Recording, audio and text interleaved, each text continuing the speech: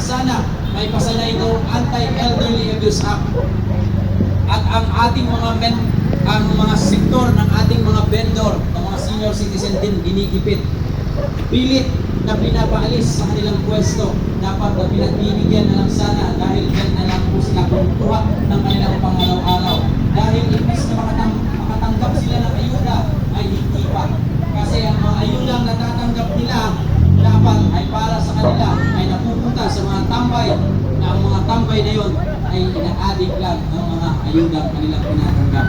Kaya ako po ngayon bilang isang kabataan, tumatayo at sumisikat dito sa Senado.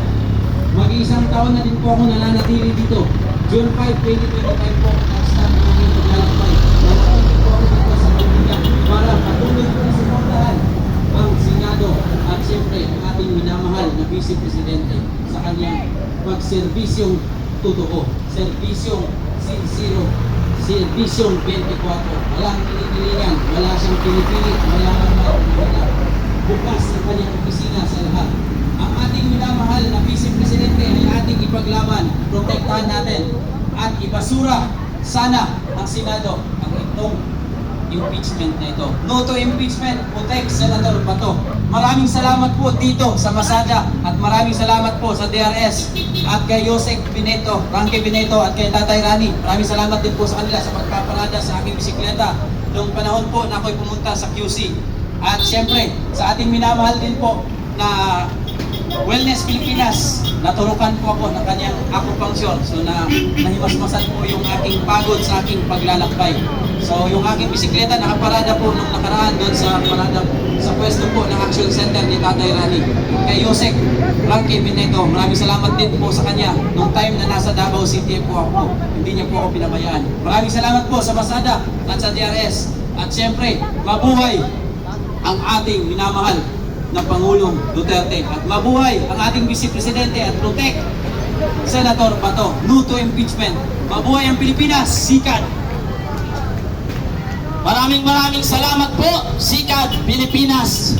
Ngayon naman, ang aking tatawagin ay isang babae na matagal na rin natin kasama sa EDSA Balangita, Ruidi, si Masada, si Ate Saira. Wala ba tayong mga kamay dyan? Gutom na yata yung iba, kumakain na. Okay. Assalamualaikum warahmatullahi ta'ala wabarakatuh.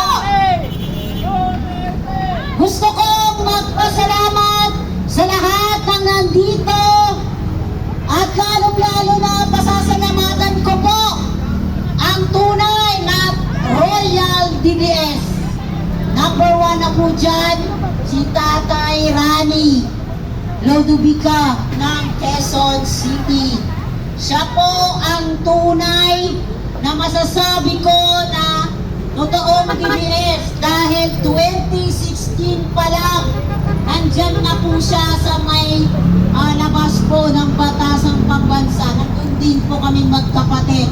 Dahil kaming magkapatid, mula pa sa umpisa na nangampanya si Tatay Digong, hindi po kami nawala dyan. So maraming salamat po Tatay Rani sa iyong tunay na pagmamahal sa bayan, tunay na suporta na binibigay mo sa mag-ama, si VP Inday Sara at ni Tatay Digong at kay Senator Ronald Bato de la Rosa.